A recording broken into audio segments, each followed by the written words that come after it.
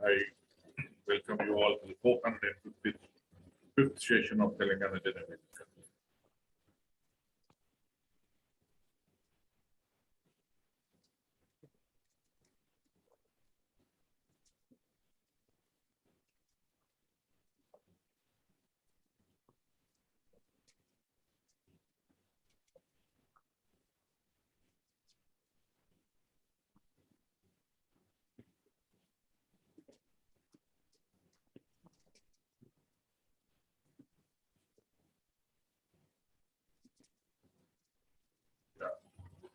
The forum felt this is a very important talk which we are going to conduct.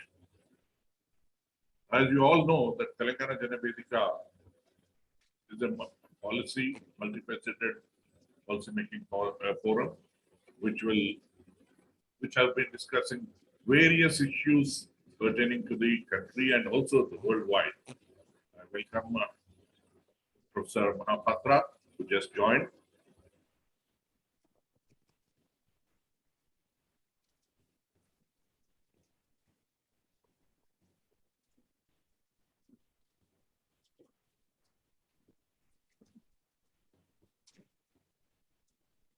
The situation in the country is very conducive, and the country is at a very sensitive situation, and the country is in a crossroads. And looking into this situation, Telangana Jana Vedika today has taken up the democracy. What are the problems Indian political democracy is going to have? For that, we have requested former VC of Berhampur University and is a political scientist, Professor Jayan Mahapatra. Thank you, welcome, sir. He's joined for the year for the first time.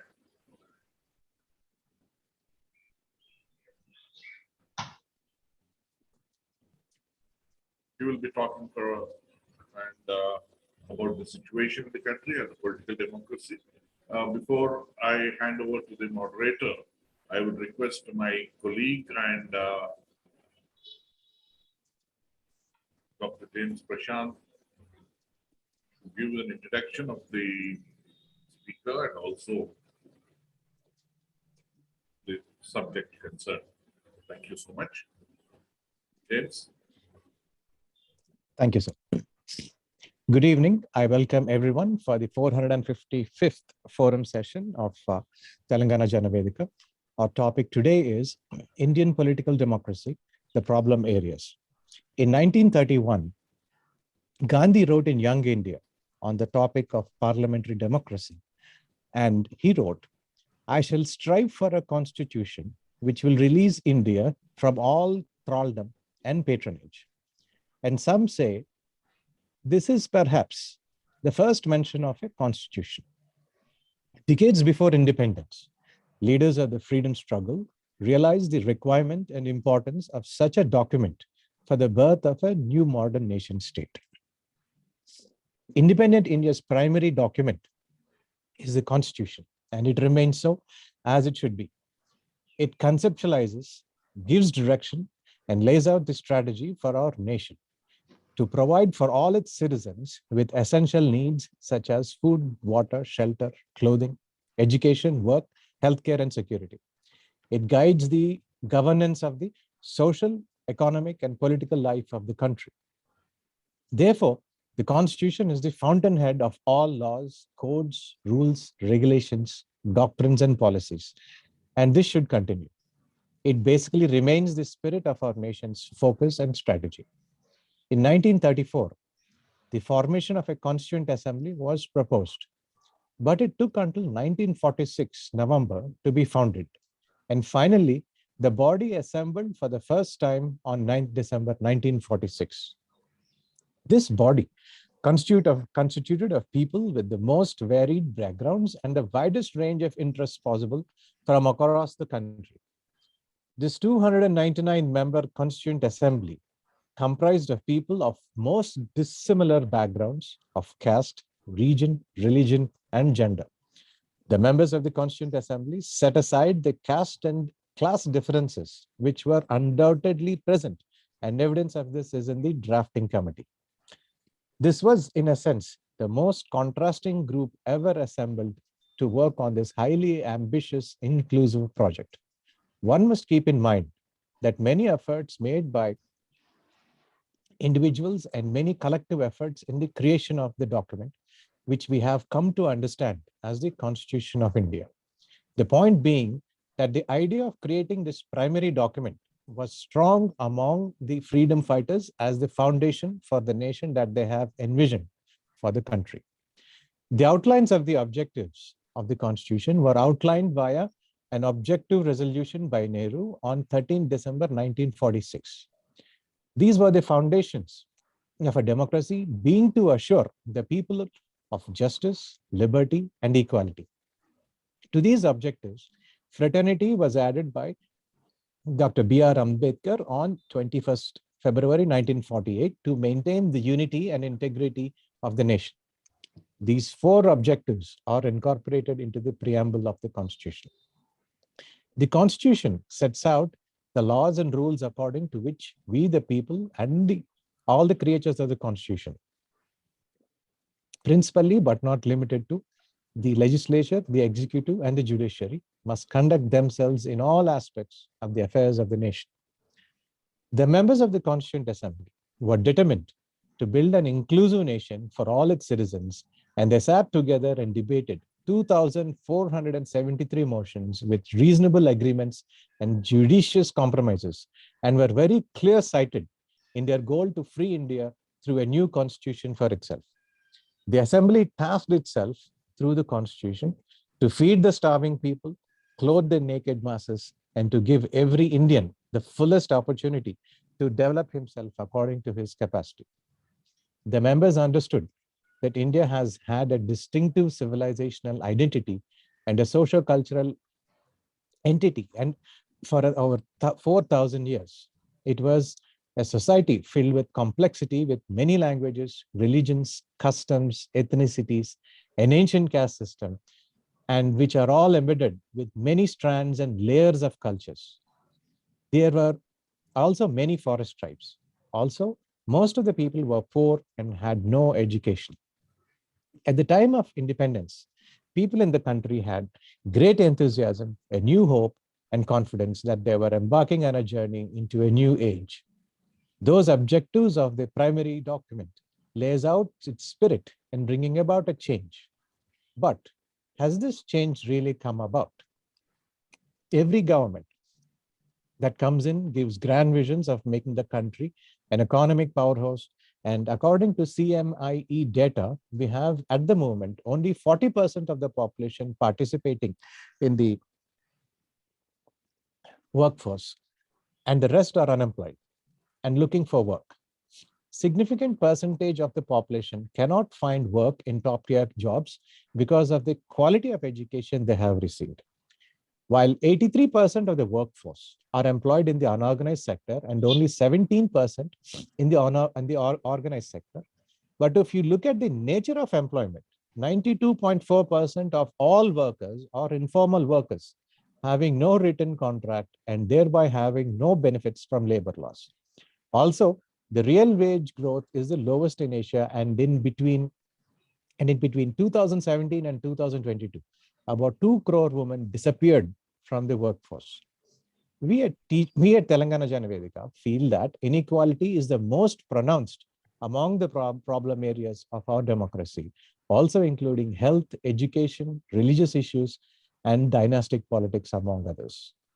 This is a substantial topic of immense complexity. And to give us clarity and to explain these issues, we have former Vice Chancellor of Berhampur University, Professor Dr. Jayanti K. Mohapatra with us, and we are most honored to have you with us, sir. Professor Dr. Jayanta K. Mahapatra is the ex-Vice Chancellor of Berhampur University, Odisha, ex-Registrar of Berhampur University, former member, Executive and General Counsel, NNNAAC Bangalore, former President, All Orissa University Teachers Federation, former Secretary, President of Teachers Association of Berhampur University. Professor Mahapatra has served numerous positions as an academician and researcher. He has guided more than 30 scholars for MPhil, 11 scholars for PhD, and 2 scholars for D literature. He has published 37 research articles in journals of repute. He has attended 55 seminars and conferences at national and international level. He is associated with Odisha Public Service Commission, PSC, UPSC, and Public Service Commissions of a few other Indian states. His CV is too large to mention all his positions, and I'm only mentioned a snapshot of it all. So we are very grateful to you, sir, that you are with us this evening. And now, before I hand over the floor to our moderator, as per our tradition at TJV, I would like to read the preamble of our Constitution. We, the people of India, having solemnly resolved to constitute India into a sovereign, socialist, secular, democratic republic, and to secure all of its citizens justice, social, economic, and political, liberty of thought, expression, belief, faith, and worship, equality of status and of opportunity, and to promote among them all fraternity, assuring the dignity of the individual and the unity and integrity of the nation. In our Constituent Assembly, this 26th day of November 1949, do hereby adopt, enact, and give to ourselves this Constitution. Now I would like to hand over the floor to the moderator. Thank you. Yes. Thank you. I request Professor Srinivasulu to do the moderation and invite Professor Mahapatra to talk. Thank you so much. Thank you, sir. Thank you. Telangana Jana Vedika Zoom online meeting కు వచ్చేసినటువంటి professor Mohapatra గారికి, తెలంగాణ వేదిక సభ్యులకు, మిత్రులకు అందరికీ సాయంకాల నమస్కారాలు తెలియజేస్తూ అందరికీ స్వాగతం. వాటి టాపిక్ భారత రాజకీయ ప్రజాస్వామ్యం కొన్ని సమస్యాత్మక ప్రాంతాలు అనేటువంటి మీద ఇంతకుముందే జేమ్స్ చాలా విషయాలు చాలా స్పష్టంగా చెప్పారు. అట్లాగే సార్కు సంబంధించినటువంటి బయోడేటా కూడా వారు వినిపించడం జరిగింది. ముఖ్యంగా భారత రాజకీయం ప్రపంచంలోనే అతిపెద్ద ప్రజాస్వామిక దేశం భారతదేశం. ఇందులో భాగంగా 140 కోట్ల జనాభా కలిగినటువంటి అతిపెద్ద ప్రజాస్వామిక దేశం భారతదేశంగా మనం చెప్పుకుంటున్నాం. అయితే ఇందులో సమస్యాత్మక ప్రాంతాలు అని అంటే ఈ విషయంలో వస్తే ఈ దేశంలో ఉండేటువంటి జమ్మూ కాశ్మీర్ కావచ్చు, అస్సాం కావచ్చు, మణిపూర్ కావచ్చు, మేఘాలయ కావచ్చు, ఇలాంటి ప్రాంతాల్లో ఏమైనా ప్రజాస్వామ్యంగా బద్దంగా ఏమైనా సమస్యలు ఏర్పడుతున్నాయా ఏందనేటువంటి విషయాన్ని నేను తెలియజేసుకుంటూ, భారత రాజకీయ ప్రజాస్వామ్యం కొన్ని సమస్యాత్మక ప్రాంతాలు అనేటువంటి అంశం పైన ప్రొఫెసర్ మహాపాత్ర గారు, వారు former vice chancellor Berhampur university Odisha, వారు 30 ఎంఫిల్ వారి దగ్గర 30 మంది ఎంఫిల్ స్కాలర్లు గాను, 11 మంది పిహెచ్డి స్కాలర్లు గాను, 2 డీలిట్ గాను, 37 పేపర్లు వారు నేషనల్ ఇంటర్నేషనల్ పేపర్లు ప్రజెంట్ చేశారు. అట్లాగే 55 సెమినార్స్ వారు నేషనల్ ఇంటర్నేషనల్ సెమినార్ కూడా అటెండ్ అయ్యారు. వారి అంశం మీద మాట్లాడవలసిందిగా ప్రొఫెసర్ మహాపాత్ర గారిని సాదరంగా welcome to professor Mohapatra. Professor, please talk. Please go ahead. Namaskar. Namaskar, sir. Good evening. Am I audible? Yeah, you are clear right Yes. now. Yes. Yeah. At the very outset, I would like to convey my heartfelt thanks to the host, Telangana Jana Vedika, particularly Mr. Ramarao, Mr. Manoj, and all the organizers. I'd also like to thank my good friend K. Ravi, former professor of political science at the university, who persuaded me to participate and speak something on your platform. The topic that I have chosen with your consent, with your choice, rather, I had given 3-4 topic alternatives, but I was advised to speak on Indian democracy. So I will be sharing some of my stray thoughts, some of my ideas, what I am observing about the working of our democracy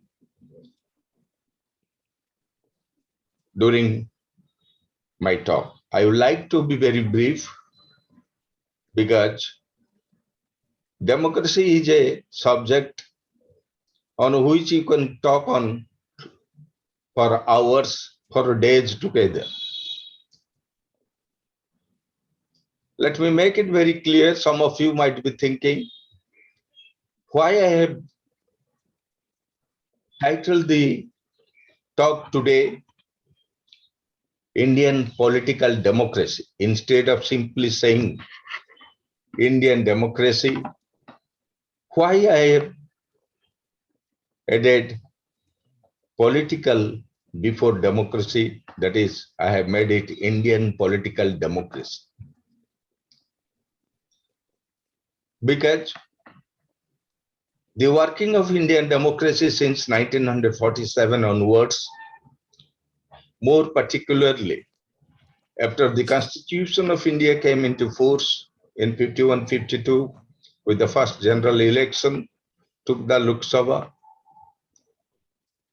till date, 47 till date, 75 years, we are observing the 75 years of Amrit Mahotsav of our independence this year. I am not convinced after seeing and analyzing our democratic functioning in this country that we have achieved full democracy in India. Because as all of you know, and particularly I am convinced that democracy to be a composite concept should embrace political democracy, economic democracy, and social democracy. I am not convinced that during these 75 years, we have achieved economic democracy or we are any way very close to social democracy in our country. But our political democracy has survived all odds. It has survived all challenges. And today in the world, India is respected as a successful political democracy. So with this background, let us discuss how this concept of political democracy originated. Is democracy had its origin in 1947? Was democracy came into existence in India with the promulgation of the Indian Constitution?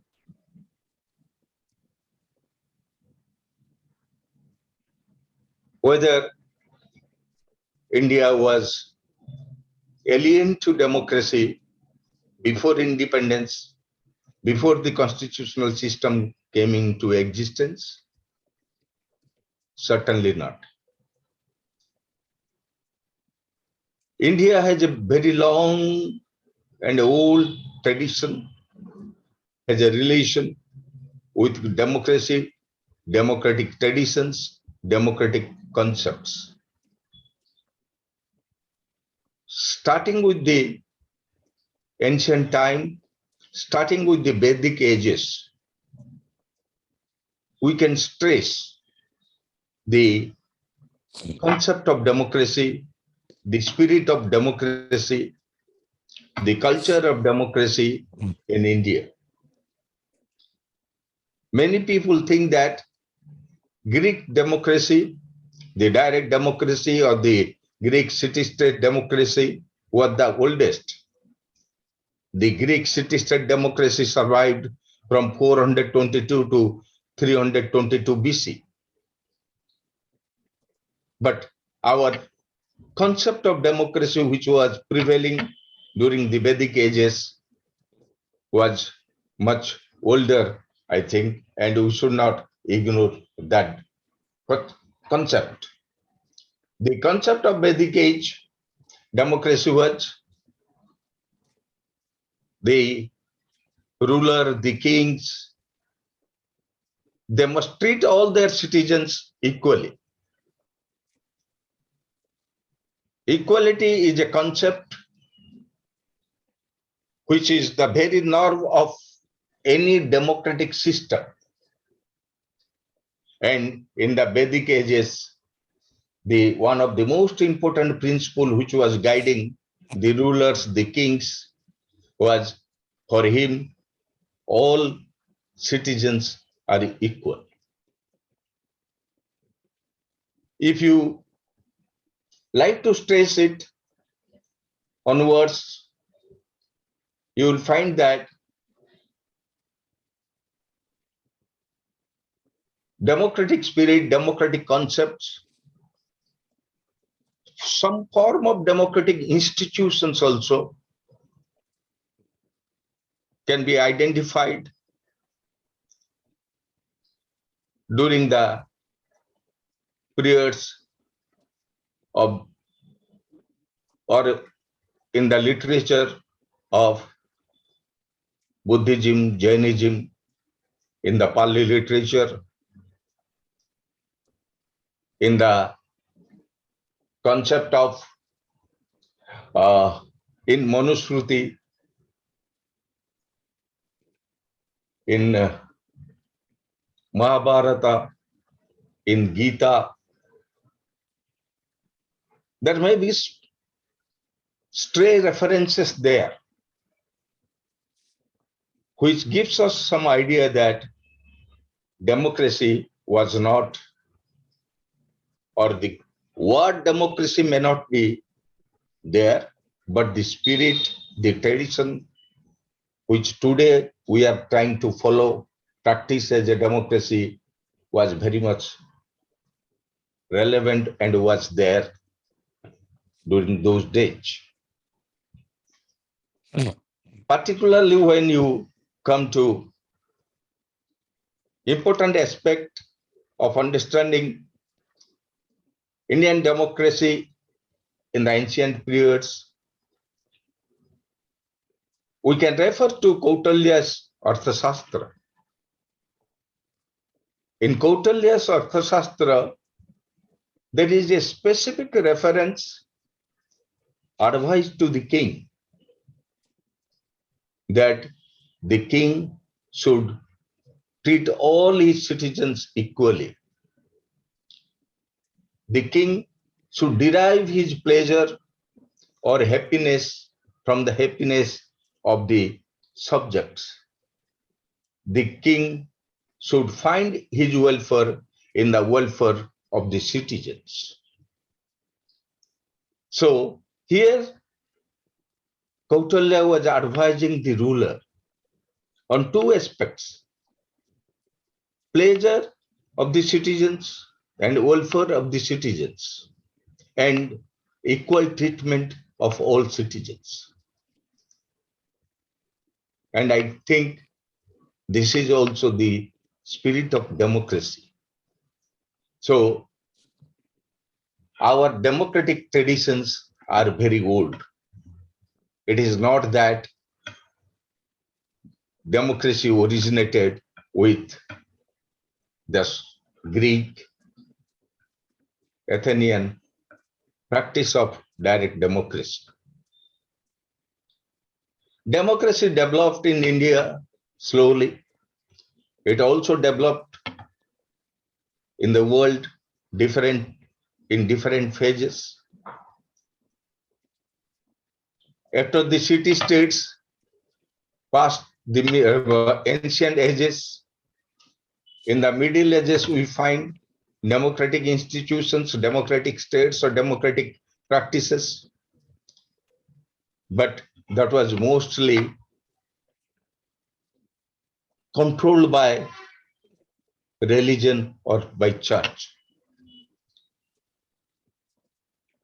Democracy or political power and religion were not separate. Came Renaissance.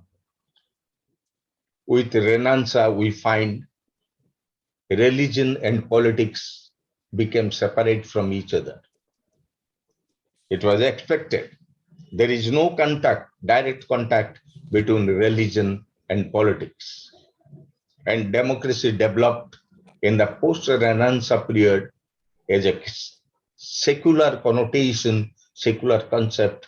Democracy virtually means a secular. What is secularism? That is again debatable point. I am not going into that. But democracy became secular in the post-Renaissance period. When we come to modern trends of democracy, Britain is the mother of parliamentary democracy. In Britain, democracy, it was a monarchy, and democratic practices and traditions started in Britain in the post-Magna Carta period, that is 1250. But that was very regulated democracy. Democracy started to become more relevant in Britain in the period 1918 to 1928. Sorry, 1918 to 1928. Because before that, adult suffrage was very limited. The British Parliament, as all of us we know, Britain has an unwritten constitution. The British Parliament passed two acts, one in 1918, another in 1928, which granted adult franchise to all citizens above the age of 21. From 1928 to 1961, adult suffrage was limited to citizens, that is, people above 18, above 21. But they progressed again, and in 1961, British Parliament passed another act which lowered the voting age from 21 to 18. Britain is working as a successful democracy again.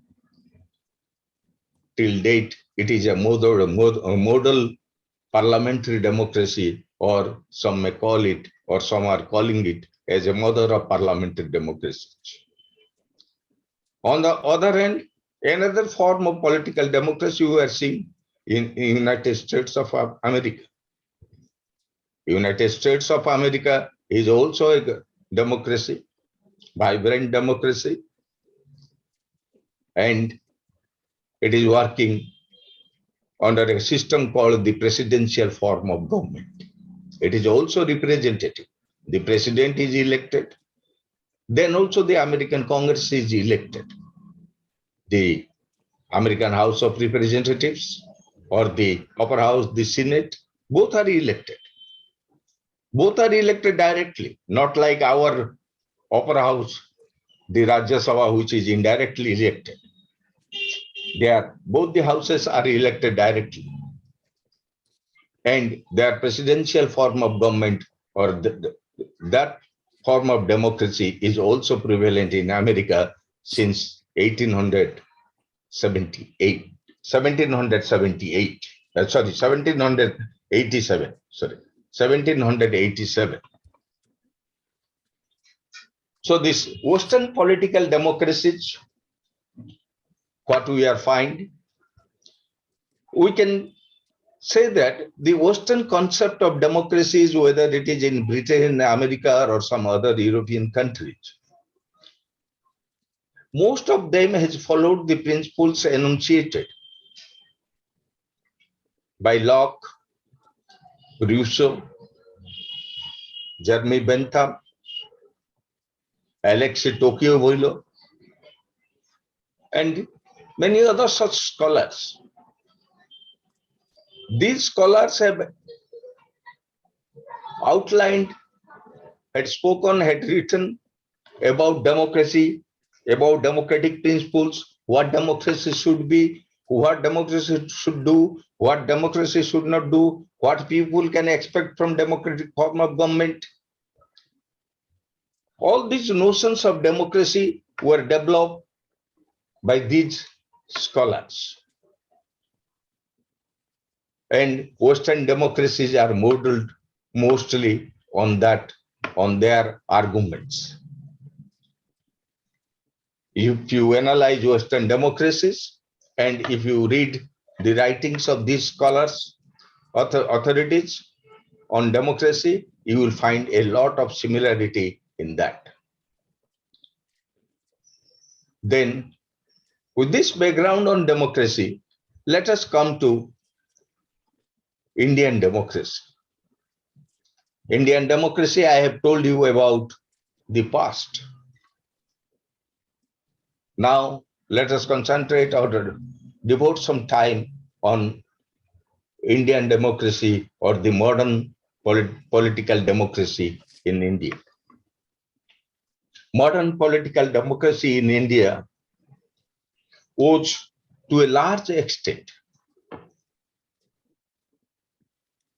to the necessity of our colonial masters.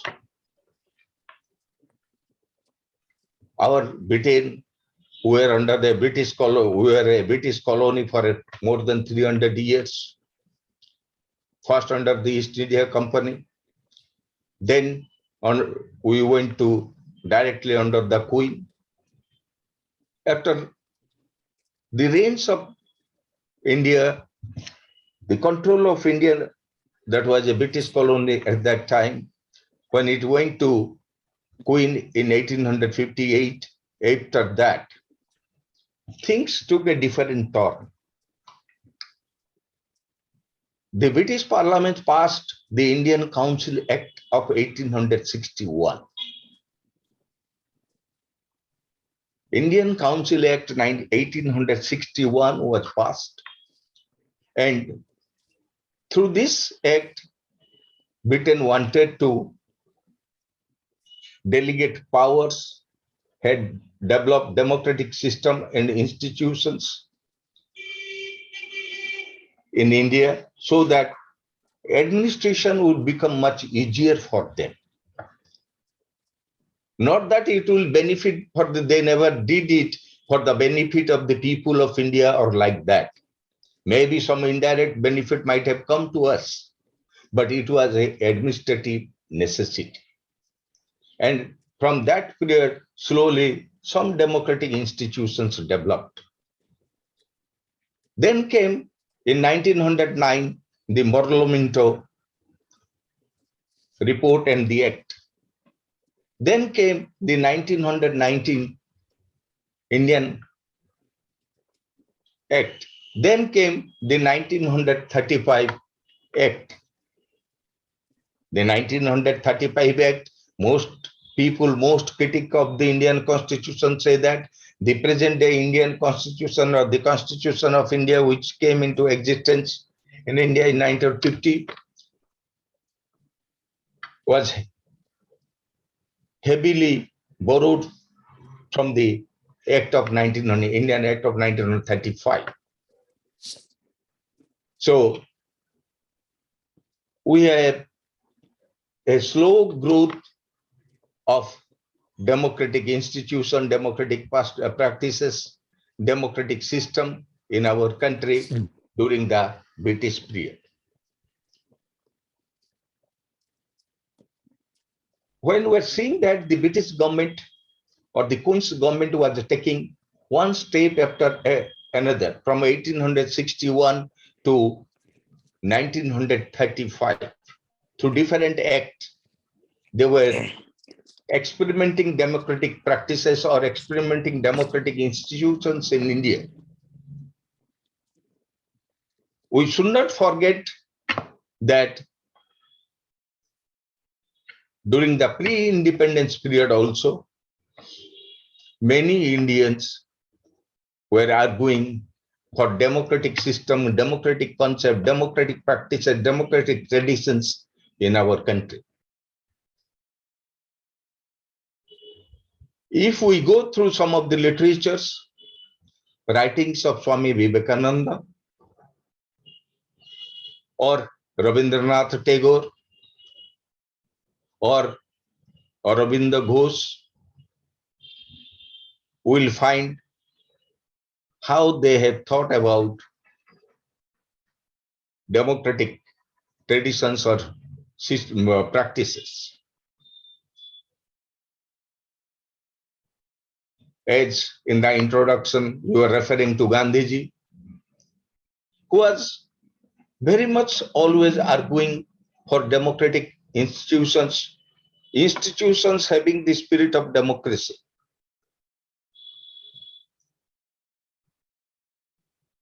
On various occasions, he has articulated on many of his articles that he has written at that time, he has articulated about his views on a democratic system for India. Particularly those who have read his articles in the magazine Harijan, they will find that that is one magazine where he has very frequently articulated his ideas about the what type of democracy he would like for future India. In 1946, in one of his articles in Harijan, he has thought of the Grama Sabha. This Grama Sabha, where he thought of each village becoming a republic. He wanted that village republic should be there in India. That means each village should be independent, should have the resources, should have the power, should have a system to control itself, develop itself. Besides Gandhiji, I will not take you much further. Besides Gandhiji, two other people whom I would like to refer is Pandit Jawaharlal Nehru and B.R. Ambedkar. These two people had articulated their views about Indian democracy. Both of them were in favor of parliamentary democracy. They were Democrats. But if you make a critical analysis of their writings or their speeches, you will find that Pandit Nehru, as I have understood, I do not know how you will appreciate, but as I have understood from his writings, he was more eager for starting political democracy. Start a government which is a politically democratic. And he believed that once political right comes to people, then the other rights will come. Whether it is social or economic or any other right, that will come once people have this political power or political right. That was the Nehruvian belief or idea. On the other hand, if you go to Ambedkar's writing, we find Ambedkar was more emphatic on social democracy, on economic democracy. because he believed that without social and economic democracy, political democracy will become a tool in the hands of the elites. He has not used the word elite, I am using it. But if you read that, that is the inference, that is the message you will get.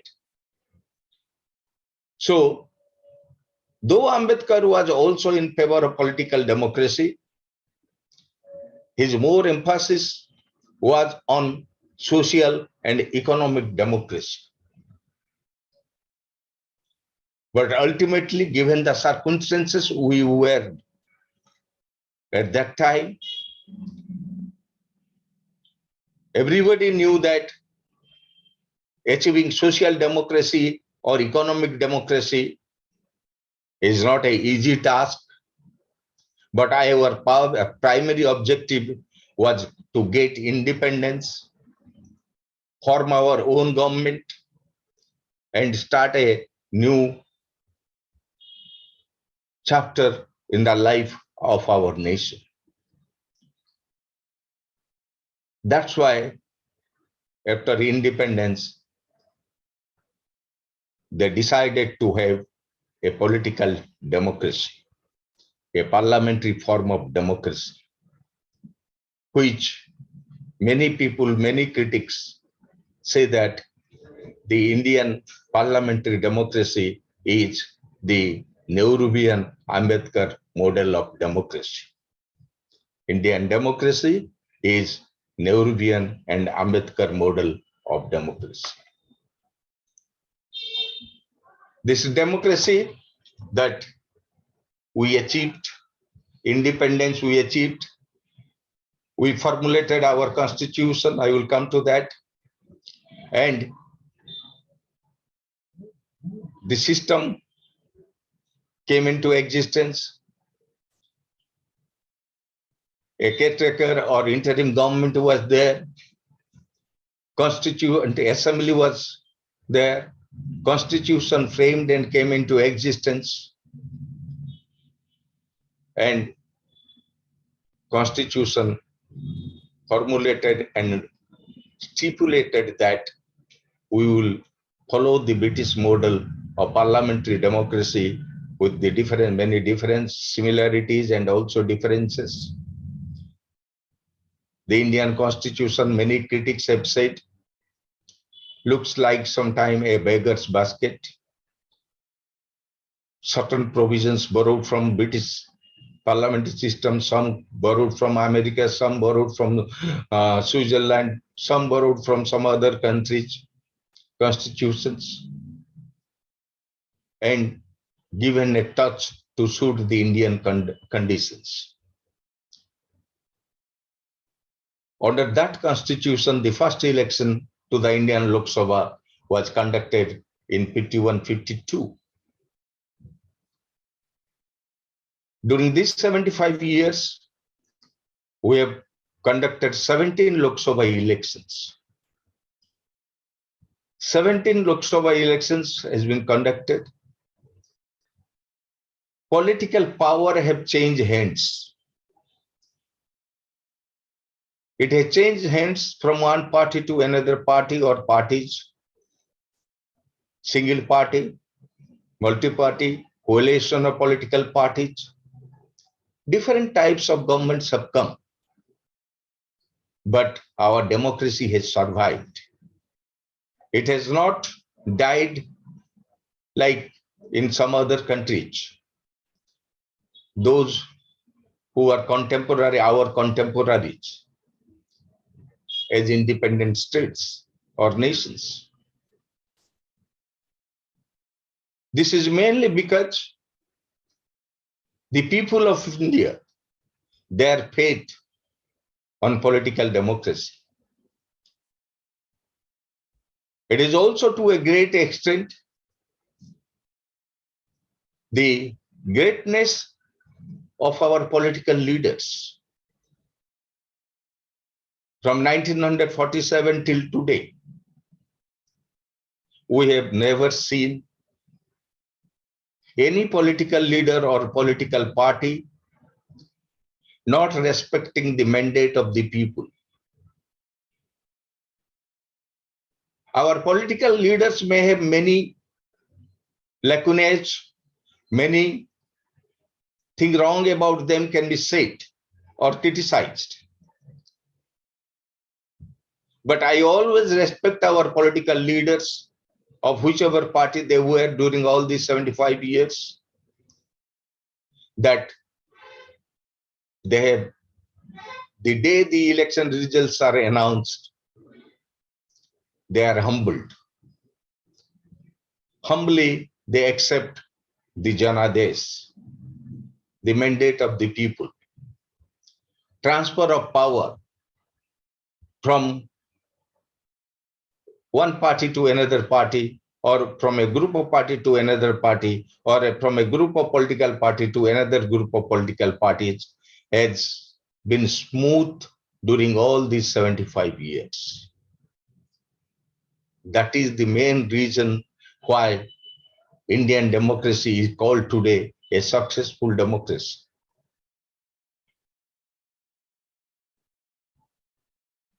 When Indian democracy, we started our democratic journey, many Western scholars have said that democracy is an anachronism in India. It has taken birth before the due time. Democracy will not survive in India because of the socio-economic conditions, because of the level of literacy in this country. They applied the various preconditions and qualifications which are necessary for the successful working of a democracy. And by applying those conditions, they had concluded that democracy will be short-lived in India.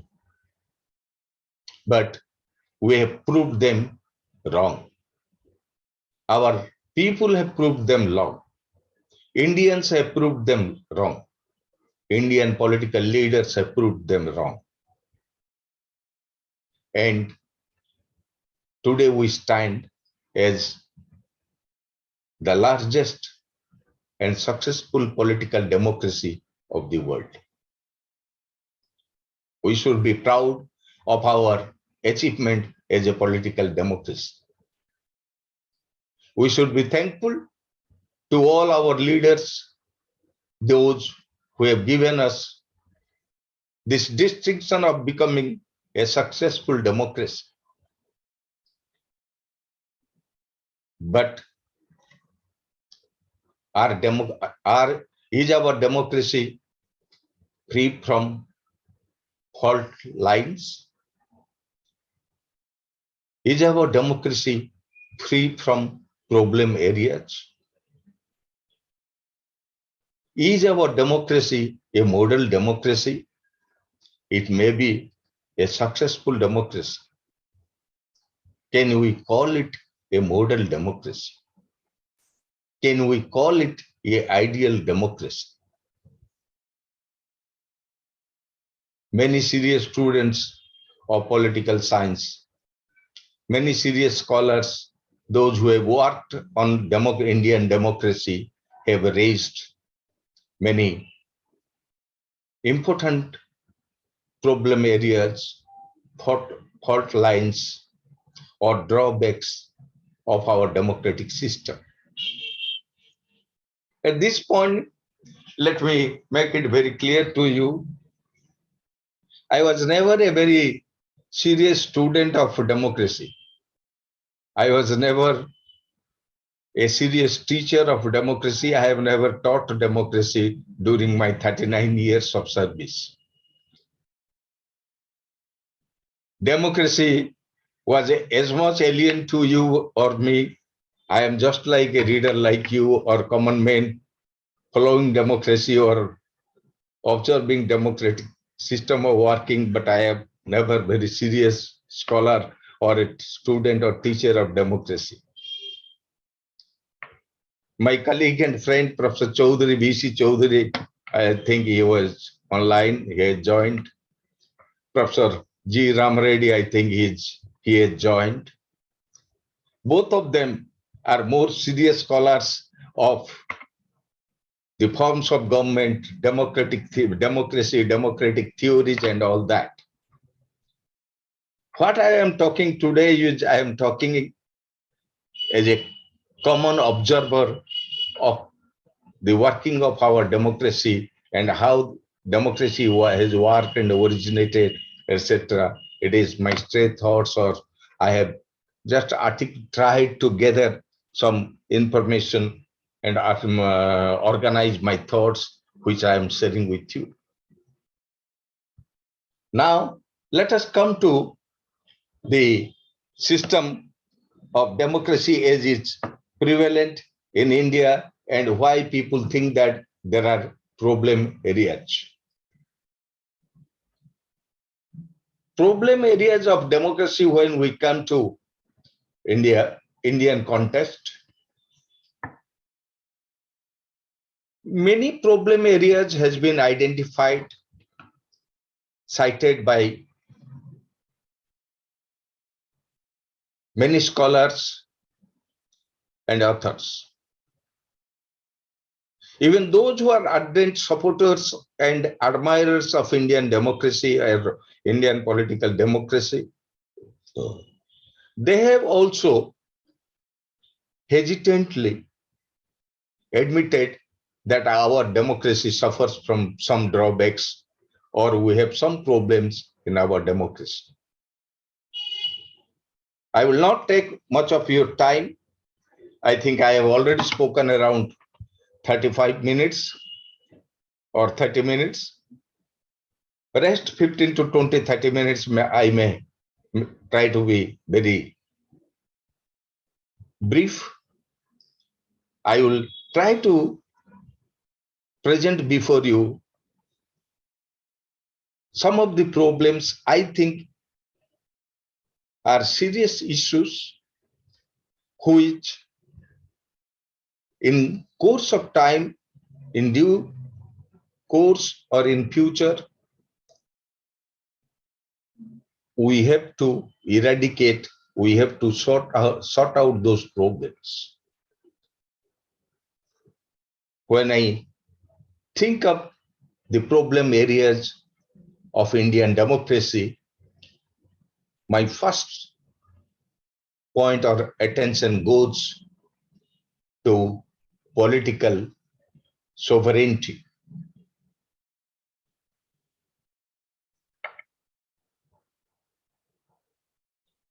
Political sovereignty is one of the most important aspects of a republic or a republic and a democratic system of government. Sovereignty is the ultimate power, and political sovereignty is the ultimate political power.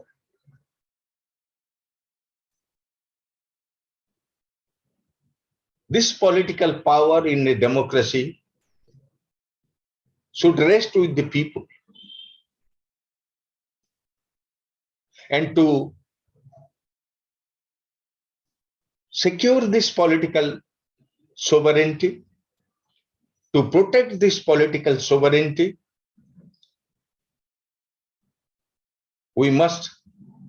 a democracy must have a constitution.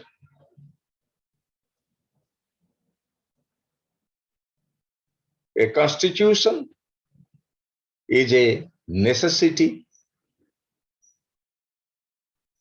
is a prerequisite for any form of government, whether it is particularly if it is a democratic form of government. India have a constitution. At the beginning,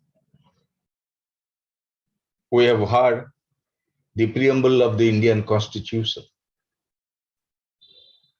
The word starts with the people of India, has given to ourselves this constitution. So the people of India had given them a constitution, whether it is through the Constituent Assembly, through their representatives who were also not directly elected, or whatever may be. But we have accepted that we have given this constitution to ourselves, which was formulated by the Constituent Assembly, adopted by the Constituent Assembly, and we have given this constitution to ourselves because this, under this constitution, constitutional mechanism, elections were held one after another. 17 elections to the Lok Sabha has been held, and people had unquestionably respected the constitutional provisions and has accepted it. So we have given a constitution to ourselves. The most important or primary requirement to protect political sovereignty, that is fulfilled. The constitution is working, but this political sovereignty, is it working in an ideal form? Is it working in an ideal form? If this constitution is respected, if the values of the constitution which has been enriched and enshrined in this constitution, the values, those values we are find very often are violated. The constitution is not a static document. The constitution is a dynamic document. It is just like a living organism. It should adapt itself to the changing demands of time, changing needs of the people for whom this constitution was framed. So amendments are necessary in any constitution, particularly for a country like us, a vast country with so many diversities, with a colonial past of 300 years, with vast socio-economic issues and problems. A constitution which was framed in 46 to or 47 to 50 cannot remain unchanged. It has to change. It has to be amended. There is nothing wrong in it. But the question is, what is the participation of the people in this process of constitutional amendment? You may say that such a big country, 140 crores people, how they can participate in the constitutional amendment process? We are having a representative form of parliamentary democracy. Our representatives are there. Our representatives are following or amending the constitution, following the procedures prescribed in Article 368 of the Indian Constitution. But my point is these political representatives represent our views. How representative are our representatives in the Lok Sabha or in the state assemblies? They participate, they vote, they amend the constitution. Hardly you find any public discourse or a debate before an amendment to the constitution. At least I have not seen it. I have not seen it during all these years. A proposal for amendment of the constitution is put forth or put before the people of India for their feedback, or there is a national debate or a discourse inviting public opinion, feedback from the people on the amendment of the amendment of the constitution or a particular provision of a constitution. It is the decision of the government of the day. If they have a majority in the state assemblies when required, certain provisions require the participation of the state assemblies. Or sometime they may take the help of the opposition. If the political parties agree, they amend the constitution. Participation of the people, feedback from the people, opinion of the people is missing in all this process. And that is where our political sovereignty is adversely affected. That is a problem area for me. The second point where under political sovereignty, these representatives, those who are elected, I have told you 17 elections to the Lok Sabha has been taken place. I was reading somewhere some time back, in an average there is 60% voter turnout in a Lok Sabha election. In some states it goes beyond 80%. So 60% of voter turnout, and anybody getting roughly 30%. If the voting percent is about 65 to 70% average, then some party getting 35% maximum. They come to power. They control the political power. They control our destiny. They control our nation.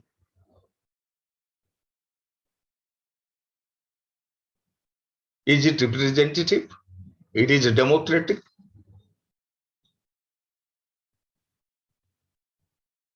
Out of 100, 60 to 70% have voted.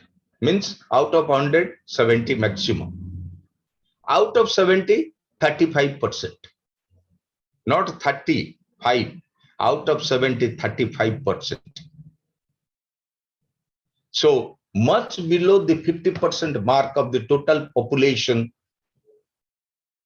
ever has given a mandate to any government in this country. In the 70,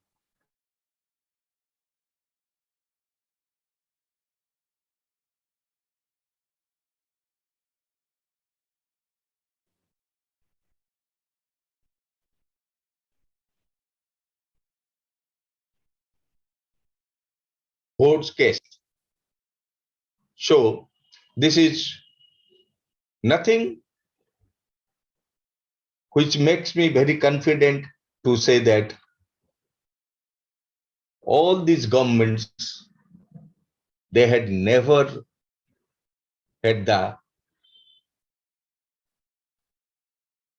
full support of the people. It is not wrong with the political parties, it is also wrong with us, because many of us do not go to vote. Where political apathy is there, in a democracy where political apathy is there, on the part of the citizens, a democratic system cannot work.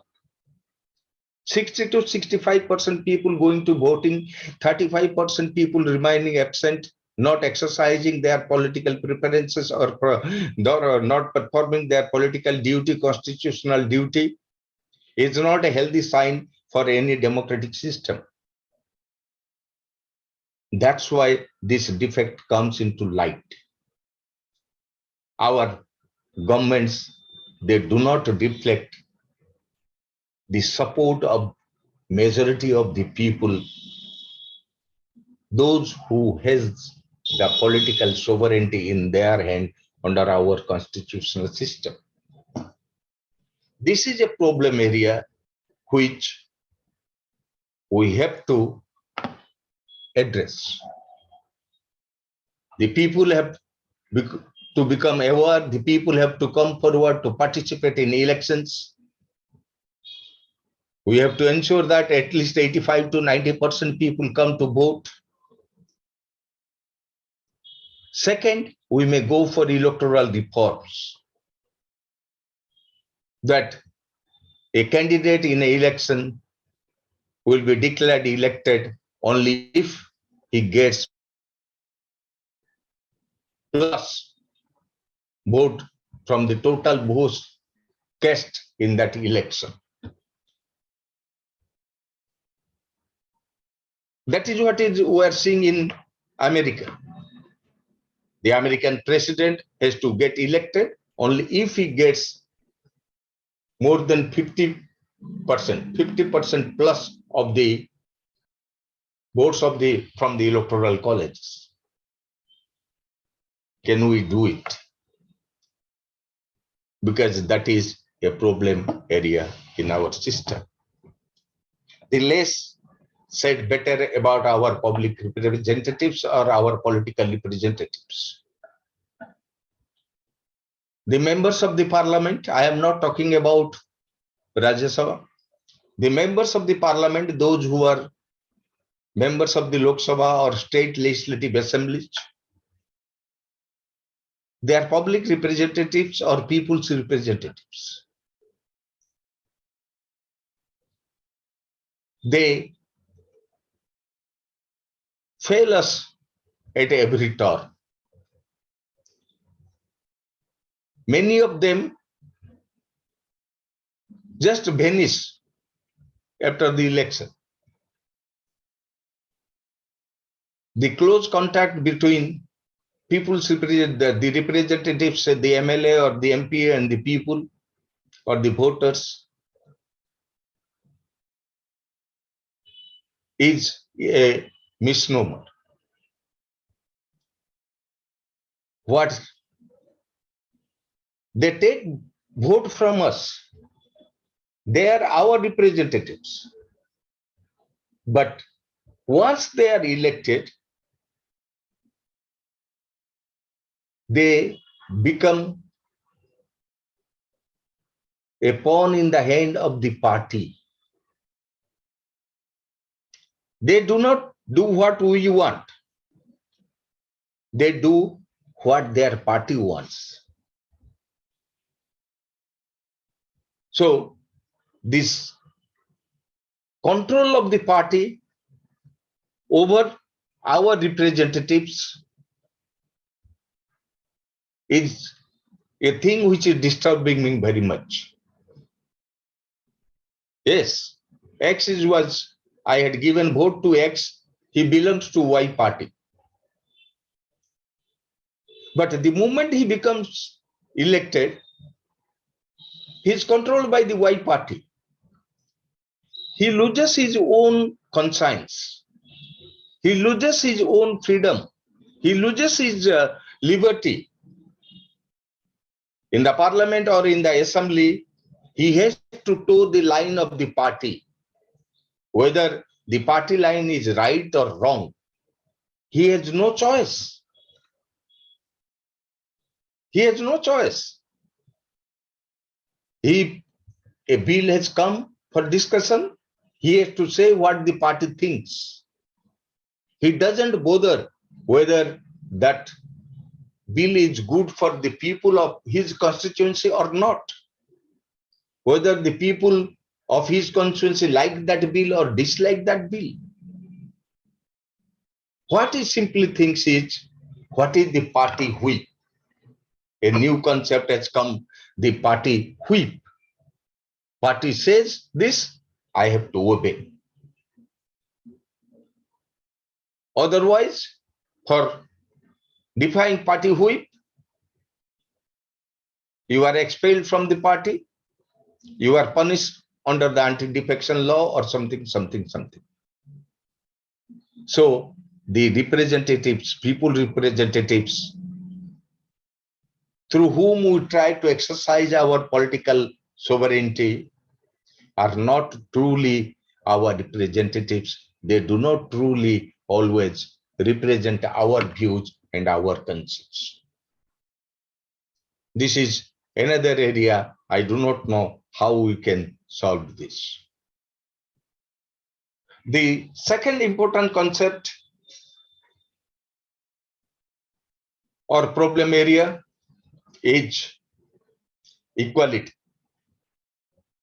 Equality is important for a democracy because in the preamble, as we have heard at the beginning, we have seen justice, equality, liberty, fraternity, these are the values. Equality, liberty, justice are very important aspects for the successful working of any democracy. But this equality is also important because equality gives us self-respect. It reflects our dignity, individual's dignity. The state cannot discriminate. When the state discriminates, it hurts your dignity. When your fellow citizens discriminate you on the basis of your caste, creed, religion, or economic status, it hurts you. It hurts your dignity, self-respect. So, the Constitution has guaranteed us equality. But are we equal? Are we respecting this value? Are we practicing this principle of equality in real life? India is perhaps one of the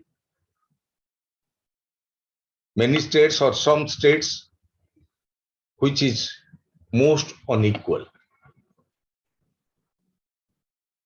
Whether in terms of economy, money, economic wealth, or economic power, or the social system. Our system or our India is one of the most unequal, and the principle of equality is hardly available to all the citizens.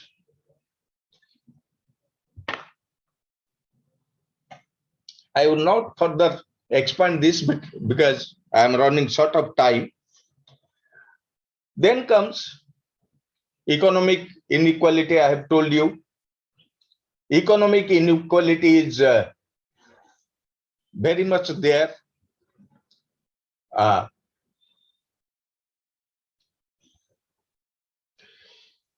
For the successful working of democracy or for the success of a democracy, economic health of the people is very important. Unless the people are economically empowered, they cannot independently exercise their political choice. That is what we are seeing in every election. whether it is a panchayat election or NAC or a municipality or a municipal corporation, Lok Sabha or even in Rajya Sabha elections. Economic power plays an important role. So, one of the important political scientists, American political scientists, whom we have studied, Seymour Lipset, he had written a lot on democracy and democratic governments. He has said that for successful working of a democratic system, for the survival of a democratic government or democratic system, a nation should be well-to-do. Well-to-do means the people, nation is need to be well-to-do means a nation should be, the people should be economically empowered, economically well-to-do. And in India, even after 75 years, we are missing that. Even today, after 75 years, when we are beating our chest about our all achievements, when we are beating our chest and going to celebrate or celebrating the 75 years of Amrit Mahotsav, 20% of the Indian population do not get 2 square of meal a day.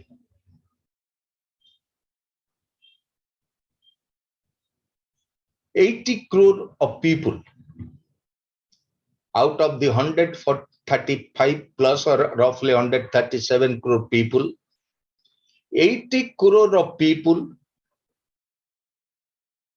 get subsidies from the government. Subsidies, that is food subsidies. I should make it clear. I am not telling this. This is the claim of the government of India, that today government of India is giving food subsidy to 80 crore people. That is what I have heard 2, 3, 4 ministers and party spokespersons of the government in power, that 80 crore people are getting subsidies. What this shows?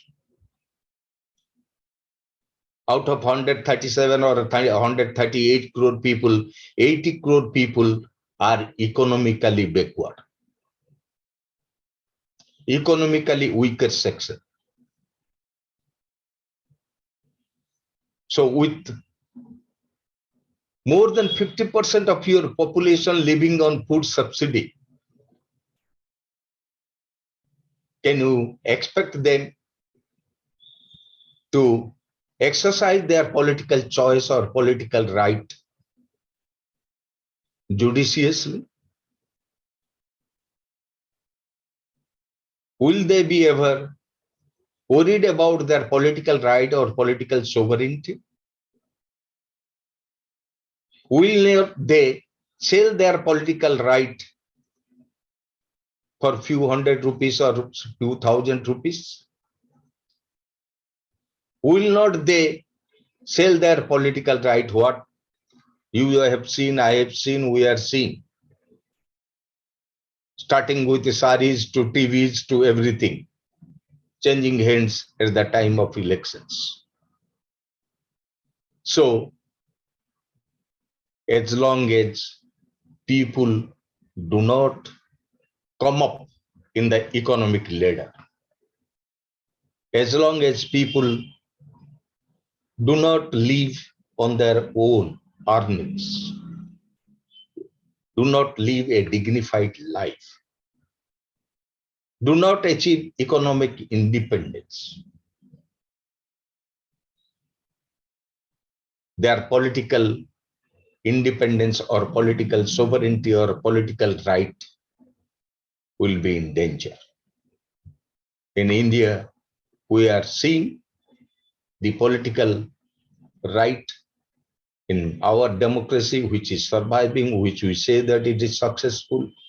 In this successful democracy, 80 crore people are prone to sell their political right for a small price. Here comes to my mind something what Nehru has said long back. I am not quoting him, just I am saying what he had said. He had said that in one contest, if we get political right, if we give people political right, other rights will follow from that. Economic, social, other rights will follow from that. But today, we can safely say that Pandit Nehru was wrong. His expectation has gone wrong. His futuristic prediction has gone wrong. On the other hand, I am inclined to say that the concept that political democracy is meaningless without economic democracy. Political democracy is meaningless without social democracy is more important for me, because political democracy cannot survive, cannot be effective, cannot be an ideal democracy without economic democracy, without social democracy. And the absence of economic democracy, the absence of social democracy is a very important problem area of our economy, of our democratic polity, of our democratic system. Then comes, there are many others, but I would like to highlight two important points. Many others controversial things I would like to leave just with remarks, but I must come to another important aspect, social aspect. In social aspect, when we come, as I have told you, unless there is social democracy, then democracy will lose its sign. Even after 75 years, India practices many forms of discrimination. Democracy and discrimination doesn't go parallel to each other. If they go parallel to each other, democracy will suffer. But in India, discrimination is moving, democracy, political democracy is moving. This discrimination is very much prevalent in the social sector. I will just touch it. As we know, till today, caste hierarchy is very much prevalent.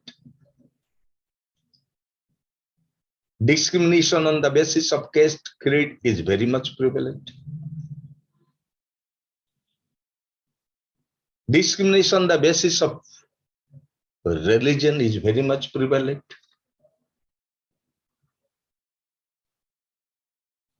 Discrimination on the basis of sex is also very much prevalent.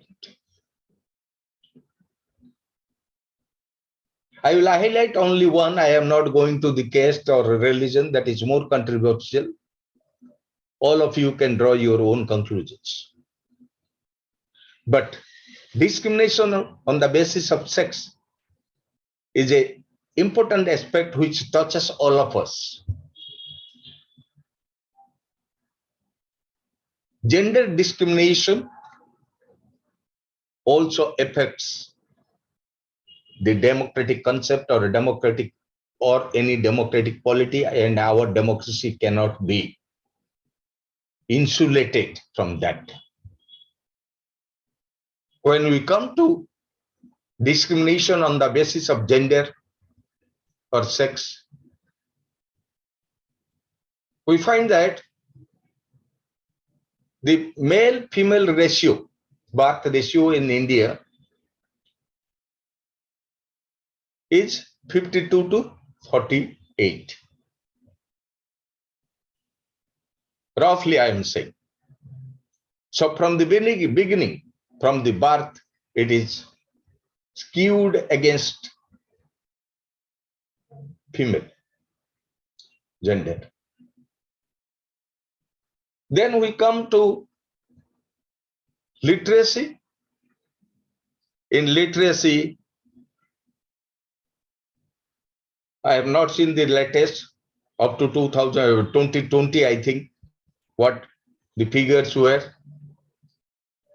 Women literacy or female literacy, women literacy was roughly 66% all India average, and male literacy is 82%.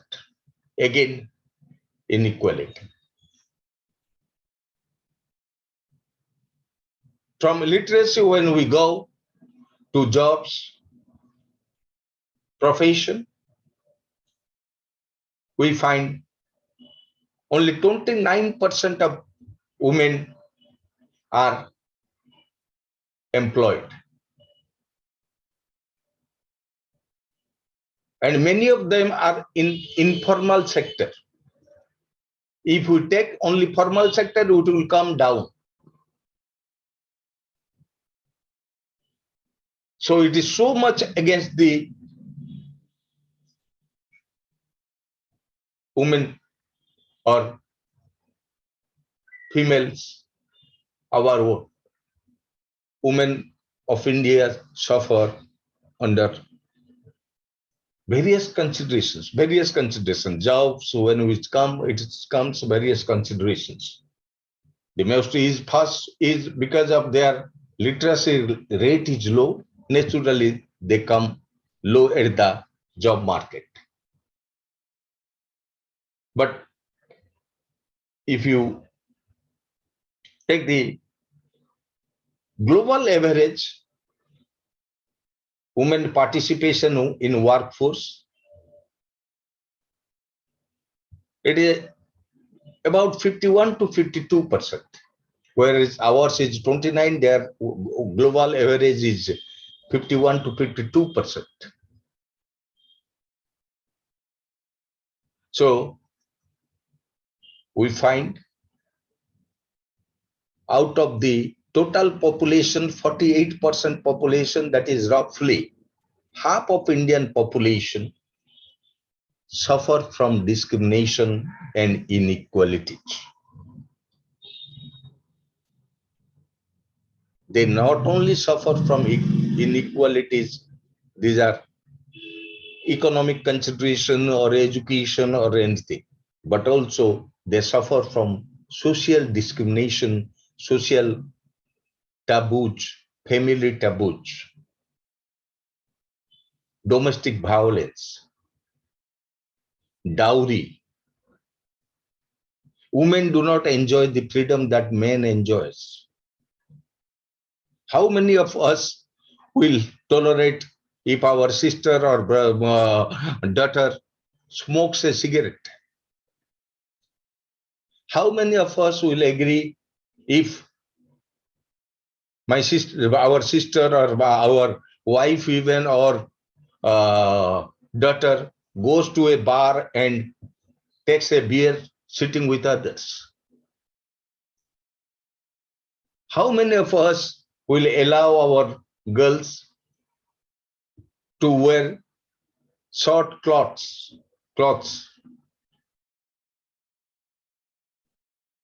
So every stage women are subjugated. They are unequal. But this was not always the concept. These are some traditions, some customs which has passed on from generation to generations, which has created this discrimination and subjugation for the women. That is very painful. But what is interesting is, in mythology, in historical periods also, there were powerful queens. The princess used to enjoy certain power. In mythology, also we know how women were respected. Even today, when I came here to give a talk or discuss something with you, whom I paid my respect before beginning, Ma Saraswati. When I want knowledge, I pray before Ma Saraswati. When I want wealth, I pray before Ma Lakshmi. When I want strength or power, I respect Ma Durga or remember Ma Durga. So at every stage of your life, you respect women, but in your own social life, family life, political life, you don't respect them. And they are subjugated to inequalities. As long as 48% of your population are subjugated to inequality, they will not contribute successfully for your democratic system, and the democratic society will not develop. The spirit of democracy will not prevail in the social structure. That is another area. 2, 3 more other points are there. I have another program. I have to go at 8 o'clock. I have a TV program. I cannot continue any further than questions, but roughly, I am worried about the role of the fourth estate, the way the media, the fourth estate, the guardian, the protector of the democracy, our liberties are behaving today. This is all a captured media. The Supreme Court has said that the CBI is a caged parrot. I say the fourth estate, the media today is a caged parrot. It is completely controlled fourth estate, which is not a healthy sign for our democracy. Similarly, the social media has drastically impacted our communication strategy, our discourse on different aspects, though politics, religion, whatever. But sometimes people forget civility, their civic duty, and social media is misused to generate hate and spread all types of fake news, everything. Again, this is another area which is very disturbing and may adversely affect our democracy. Another area, very problematic area, is criminalization of politics. More and more criminals are entering into politics. Dreaded criminals are protected by political parties, both in the opposition and in power. As on today, out of the 543 members of Lok Sabha, 173 members of Lok Sabha have criminal cases against them. Some of them have cases of rape, kidnapping, etc. against them. Criminalization of politics is another gray area, problem area of our democracy. I am unable to expand it because paucity of time. So these are broadly some areas, some other areas are there, but these are very important areas, problem areas of Indian democracy. But does it mean that our democracy is doomed to die? The answer is a big no. The Indian democracy is working successfully. No system is a foolproof system. For an academic discussion, we may identify so that in course of time, these problem areas can be sorted out and our democracy can become more healthier. But because I am identifying these problem areas, I do not say that my democracy or the Indian democracy is a bad democracy or our democracy will die very soon. Our democracy has survived, particularly our political democracy is survived. It will survive, it will continue. Our democracy is a work in progress. We may think that 75 years is a long year. No, sir. 75 years is not a long year in the lifespan of a country. For an individual, it may long. Sometimes it was considered 60 years is Buddha ho gaya, 60 saal ho gaya. Today, after 75 years also, people are riding bicycles, jogging, they are happily living.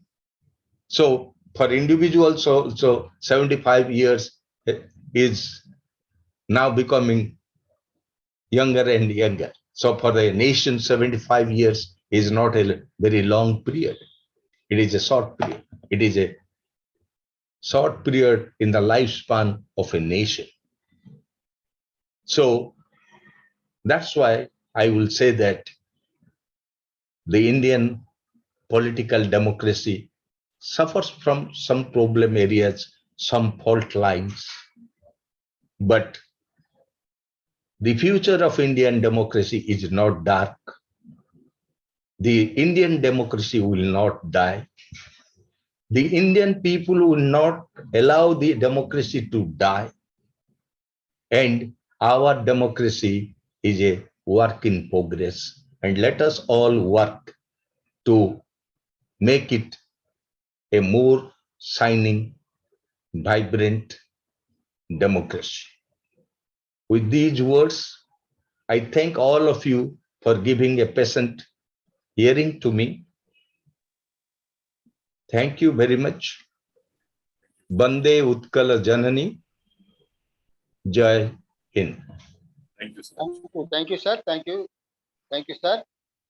భారత రాజకీయ ప్రజాస్వామ్యము కొన్ని సమస్యాత్మక ప్రాంతాల్లో ఉన్నటువంటి అంశం పైన professor Mahapatra గారు సుమారుగా 1 hour 30 minutes వారు లోతైనటువంటి అధ్యయనం చేశారు.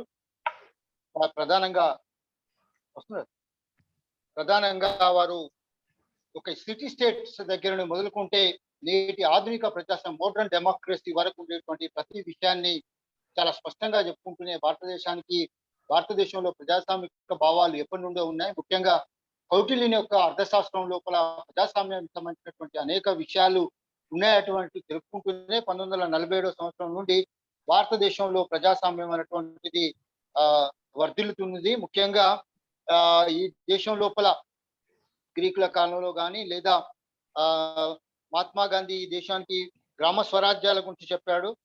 అదేవిధంగా నెహ్రూ గారు, అంబేద్కర్ గారు ప్రజాస్వామ్యానికి సంబంధించినటువంటి అనేక విషయాలు చెప్పారు. ఈ దేశం లోపల 17 సార్లు పార్లమెంట్ ఎన్నికలు జరిగాయనేటువంటి విషయాన్ని కూడా ప్రొఫెసర్ మహాపాత్ర గారు తెలియకుంటూనే గత 70 సంవత్సరాలుగా ఈ దేశంలో ఉండేటువంటి ప్రజలు ప్రజాస్వామ్యాన్ని గౌరవిస్తున్నారు.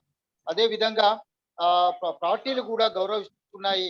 ప్రజలు వేసేటువంటి ఓట్లు ఏవైతే ఉన్నాయో కేవలం 65% మాత్రమే ఓట్లు వేస్తున్నారు. అందులో 35% వచ్చినటువంటి ఏదైతే రాజకీయ పార్టీలు అధికారంలోకి వస్తున్నాయి వాటిని ప్రజలు ఇప్పటికీ కూడా గౌరవిస్తున్నారనేటువంటి విషయాన్ని చాలా స్పష్టంగా చెప్పుకుంటూనే వారు ఇంకొక ప్రధానమైనటువంటి విషయం ఏం చెప్పారంటే ఈ యొక్క రాజకీయ సార్వభౌమాధికారం సావర్నిటీ అనేటువంటిది ప్రధానంగా ముఖ్యమైనటువంటి అంశంగా తెలియజెప్పుకుంటూనే ఇక్కడ ఇంకొకటి ఆర్థిక సామాజిక ప్రజాస్వామ్యం లేకుండా రాజకీయ ప్రజాస్వామ్యం వ్యర్థం అనేటువంటి విషయాన్ని ప్రొఫెసర్ మహాపాత్ర గారు చెప్పారు. వారికి మా తెలంగాణ జనవేదిక తరఫున ప్రత్యేకమైనటువంటి ధన్యవాదాలు sir.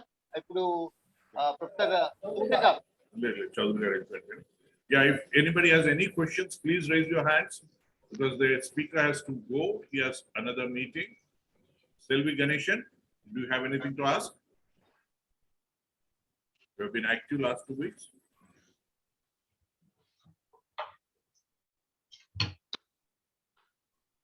Hello, yeah. Thank you so much. It was a very good talk.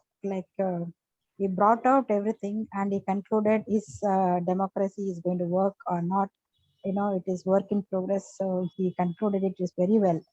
And the question is like, I think we need to introspect why democracy is not working in India. Now, comparing to UK don't have a constitution, written constitution, but they have a constitutionalism. The constitutional principles works very well in UK. But whereas we have a constitution, but we don't have a constitutionalism. I think it is because the principles of constitutionalism, like liberty, equality, fraternity, justice, these are the four what we call principles on of the constitution. So this is, I think it is superimposed on our society. Our society intrinsically does not believe in fraternity, because a person from one caste is not a brother of another caste, you know, who is considered to be lower. When there is something up and something low, so there is no brotherhood over there. Same with equality. We have all kinds of inequality here, economic inequality, political inequality, and also we have social inequality. So justice, we don't feel that there is one particular caste is kept as manual scavengers. We believe that, you know, it is their karma that they have to do that work only. They cannot come up in life. So that is our belief. So we don't believe in justice. So the kind of belief system that we have, okay, and that is intrinsically in us, on which you know, a democratic system, constitutional system is superimposed. So unless we understand, you know, internalize these constitutional principles, it will take long time to grow. It is only a seed that is put 75 years ago. So now only we are trying to understand. Many of us are first generation educated people. Please ask a specific question, Ms. Selvi. Yes. So it's like in this situation, how do we in this belief system, you know, how this superimposed system is going to work? Okay.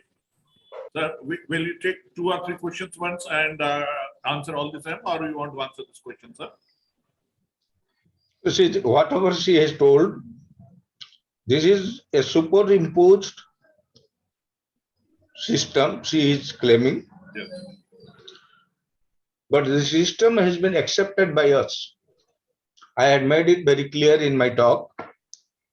The constitution, the political practices, the political system that we are following, the country is following, it was imposed on us by the Constituent Assembly. But through 17 elections to the Lok Sabha and numerous elections to the state legislatures, the people have reposed their faith in the system. So we have given prospective approval to the system. And the other aspect, social, economic things, as I have told you, it will take time.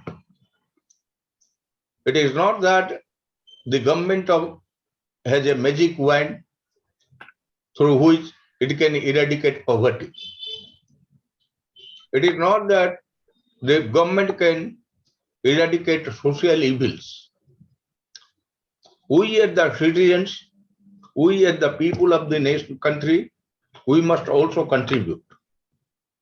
It is our social responsibility.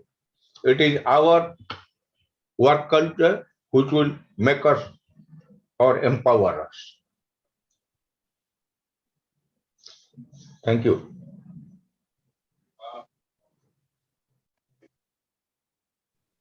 Vidula? Sir. Yeah. So good evening, sir. Good evening to all. So the only question I just would like to ask means, democratic means the freedom of speech. Am I right, sir? Yeah, go Yeah. ahead. Go ahead. Go ahead. So the democratic means the freedom of speech. Because our country has got hate speeches much and much day to day increasing, whether it is which political activities they belongs to, that is a secondary question. But our polity and civilization, everything includes hate speeches. If these hate speeches are removed, then democracy will have some good meaning. It has got its own authentication. How to remove these hate speeches, sir? Hatedness. Yeah. Because ours is secularism. No? The question is, Sir. the freedom of speech. It is in the preamble. It is freedom is also a fundamental right, Sir. and these freedoms have their limitations, constitutional limitations. A freedom once given to us by the Constitution, by the supreme law of the land, it must be exercised judiciously.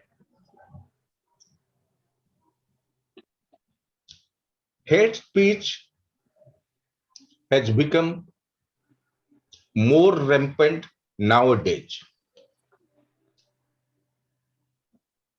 Whether you open a TV debate, whether you hear any political leaders,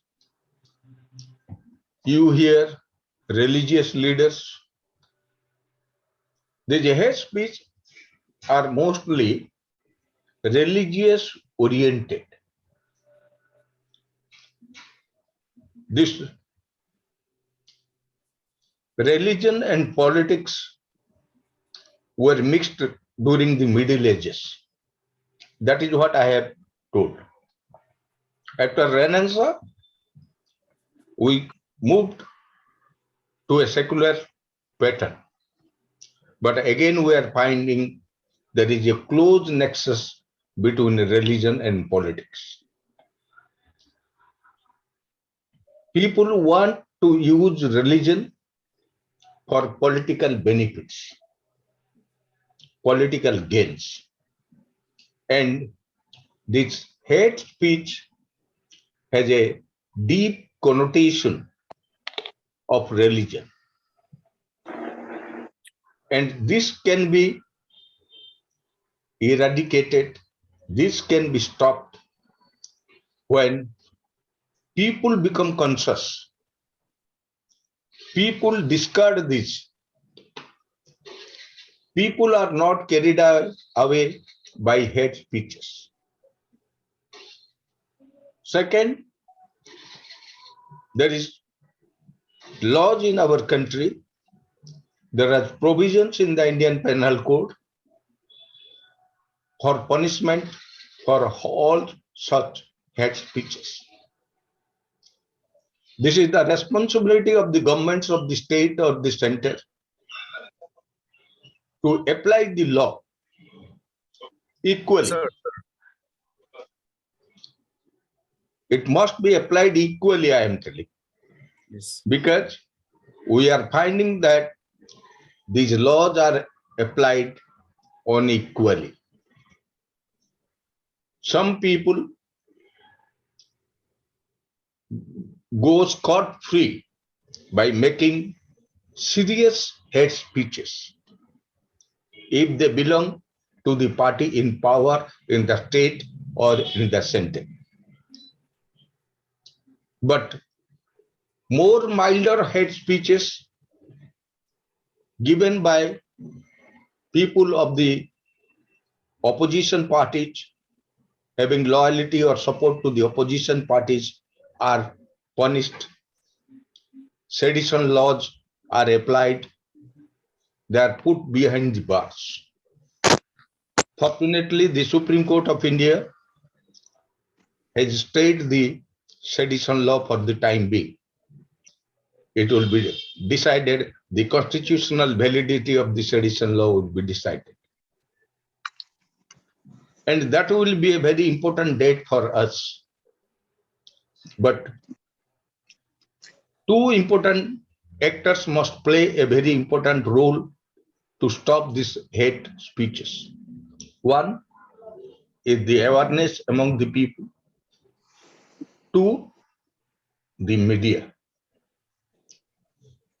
Media means the virtual, not the print media. I am seeing very little in the print media, but in the visual media, we find so much of it. In the social media, we find so much of it. So these two, social media and visual media, must act responsibly. They must follow some civility, our culture, India's culture of unity in diversity. Various religions has lived here for hundreds and thousands of years peacefully.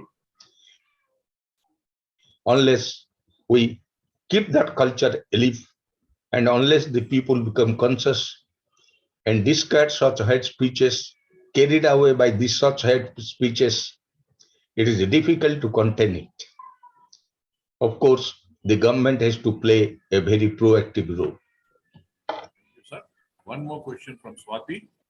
Swati, be very short and crypt. Good evening, sir. Sir, thank you for the wonderful talk. I got to learn quite a bit from your lecture.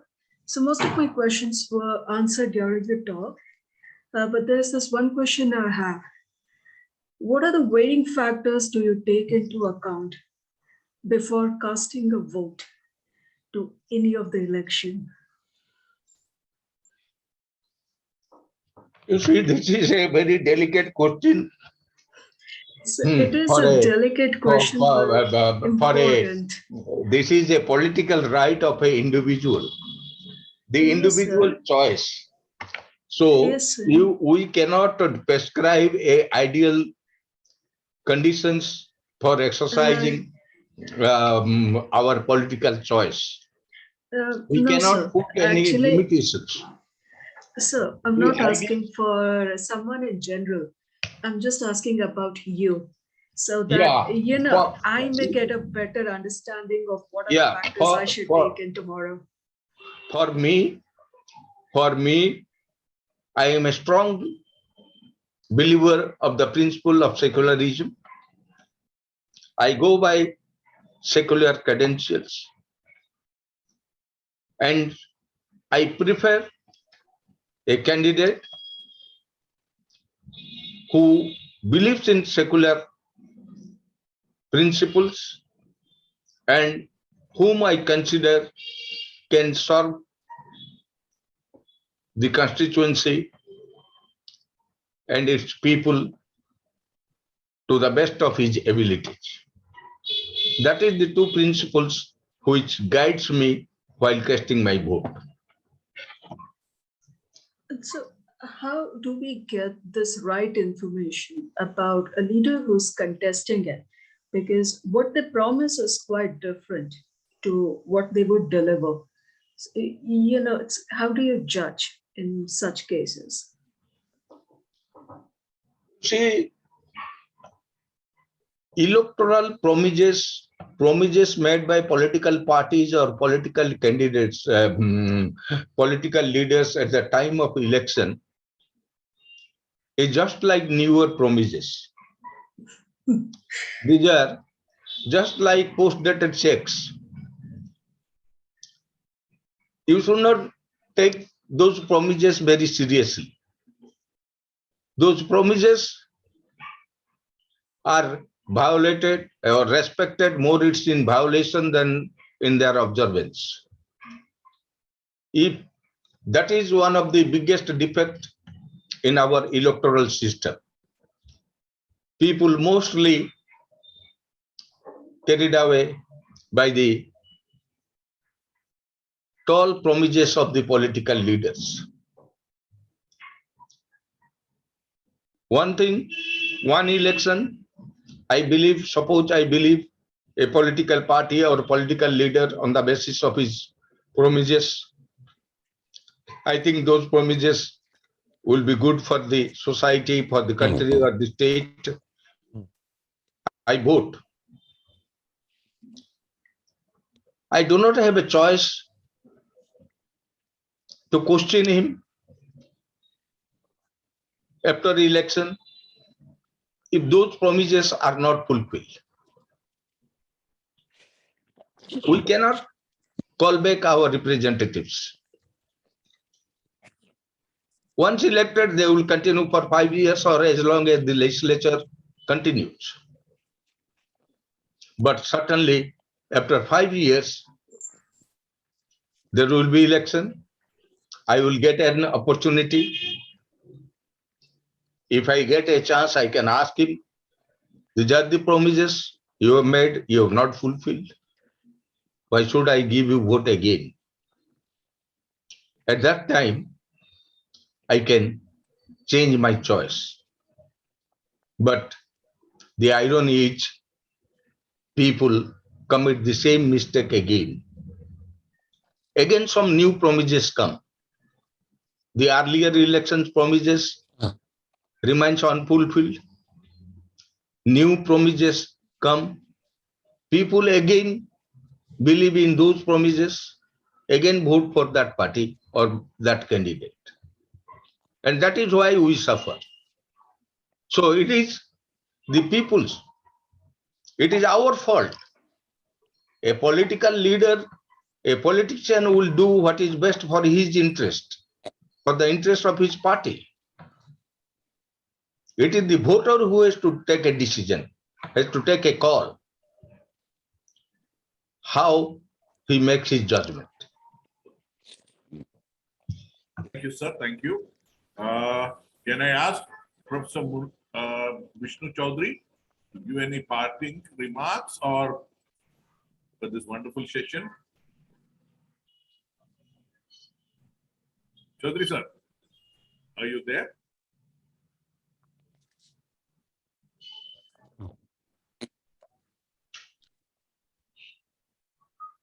Ramarao garu, am I audible? Sir, you are audible. You are audible.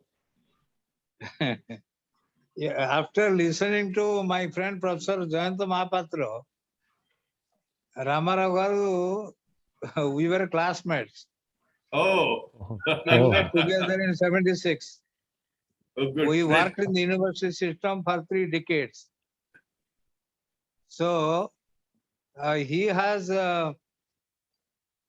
at length discussed about the background of the concept of democracy, the system that we have adopted, and his conclusion is that in spite of all aberrations, we must be satisfied that India has a democratic system, while our neighboring countries have miserably failed in protecting their democratic setup, we since 1947 and after the constitution came into force in 1950, we have been maintaining a parliamentary democracy. But there are so many aspects which could be discussed so far as the democracy, Indian democracy is concerned. The canvas of the discussion is very wide. Particularly, I find some defects in our electoral system. Take, for example, we have introduced the fast past the post system, wherein a political party or a group of political parties, they come to power with the minority of votes and majority of seats. This was taken advantage by the Congress in the earlier days. Now the BJP is taking advantage of that fast past the post system. You know, there was a time when in one of the assembly constituencies of Andhra Pradesh, undivided, there were 1135 candidates in one assembly election because they wanted to protest. Protest. It was a protest. Yes. Because of protest. So how to now in this EVM structure, how to prepare the election system? Because in that election, the ballot paper was like a book. Yes. Where all the Yes. names were there because none of the candidates they were interested to withdraw. Now you think of a situation where this happens. That is one. Secondly, my feeling is, though we have gone for parliamentary democracy, in recent years there has been an attempt to convert it into a presidential form of government. Now we don't vote for a party or vote for a particular candidate. We vote for who will be our next prime minister, X or Y. This is one. Third observation that I would like to make is how far under the framework of parliamentary federal polity, the regional interests are being protected, or how the federal structure is functioning along with the parliamentary system. Fourth point that I would like to emphasize is that we have certain institutions that we have borrowed from Great Britain, but they are not functioning properly. Take the institution of speaker. The speaker in England is different. The speaker in India is different. In England, they say once a speaker, always a speaker. In England, they further say that a speaker is elected uncontested, and a speaker's constituency is earmarked wherefrom he will contest, and no other person will file the nomination against the speaker. The speaker is to be a non-party man, completely impartial. But in India, we could not develop such customs, such conventions. The next point is we have got a cabinet system of government. You see, in the center as well as the states, I'm not pointing out any state particularly. What is happening? Whatever the prime minister wants to do, it is done. In the states also, one man decides, the chief minister, whether X state or Y state or Z state, choice is yours. In all Indian states, a single person dictates the term, and the cabinet members, they sit calmly and return back from the cabinet and the news. The other thing is, bureaucracy is getting powerful in India. We have adopted the parliamentary system where the minister-civil servant relationship is of paramount importance. And in England, they say, under the cloak of ministerial responsibility, the civil servants and monster. What's happening now? You find the PMO office is very powerful now in India. Not only now, even when Indira Gandhi was prime minister, PMO was calling all sorts. Now the CMOs in the chief minister's office, 5-6 bureaucrats in every state capital, they decide what is to be done. So where is democracy? What is the role of MLA? Are the MLAs allowed to function in the Yes. assembly? Yes, sir. Can Yes, they sir. speak their I mind? think- No. I think that Professor is Mahapatra is. Finally, I would say, my final point is the party system that we have made, it is not functioning properly. Neither there is political accountability, nor the value system that we wanted the politicians to follow, they are following that.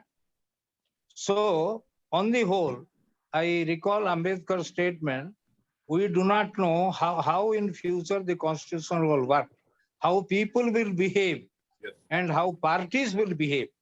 Yes, So sir. now we are seeing these two problems, how people are reacting to populism, how Thank you. people are giving vote to Thank you, personality sir. Thank card, you. Professor Mahapatra, I think he and has to leave. secondly, how political parties are. Yes, sir. Thank you, sir. Thank you. Manoj, one last 30 seconds. Manoj, please. Thank you so much, sir. Professor Jayant Mahopatra ji. Thank you so much for giving your valuable time, sir. And of course, the main important points, what you said are really true, sir. Of course, we are going to celebrate this Samruddh Mahotsav Independence Day in a couple of months, but 50% of the population still they are starving for the 2 square of meal, as you said. It's true, of course.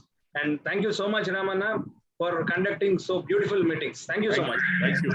James, please do the honors of giving the vote of thanks to the speaker. And it's wonderful. It was a wonderful lecture. It was a wonderful lecture. Thank you so much. James, please. Yeah. Hello. Thank you. Thank you, Professor Mahapatra. We from Telangana Jana Vedika, thank you. Are immensely gratified and express our gratitude for an immensely wonderful lecture. And you have made so many important points, raised so many issues, very relevant, and especially you have underscored that inequality, social inequality, without social inequality, democracy becomes very difficult to participate. And also, you have raised the most relevant point about the percentage of participation in elections, about which very few actually talk about, that 60% vote, and in that only a party getting 30% to 35% are getting power and a lot of seats. And so these are extremely valid point that very few people, very few analysts seem to talk about. And it looks like you have really made a lot of introspection on these issues, and you have dwelt a lot on thinking on these issues, and you have explained this all to us fantastically. And we are really thankful for giving us your time, sir. And so we hope that at some point again, we will be listening to you again. And I hope Ramana will take consideration of that. And thank you so much, Professor Mahapatra. Thank you. Thank We you. are in that. Thank you. I am leaving. Yes, sir. Thank Thank you. you so much, sir. Yeah. Thank you. Thank you. It was wonderful, and we are honored by your presence here. Yes. Yes. Yes.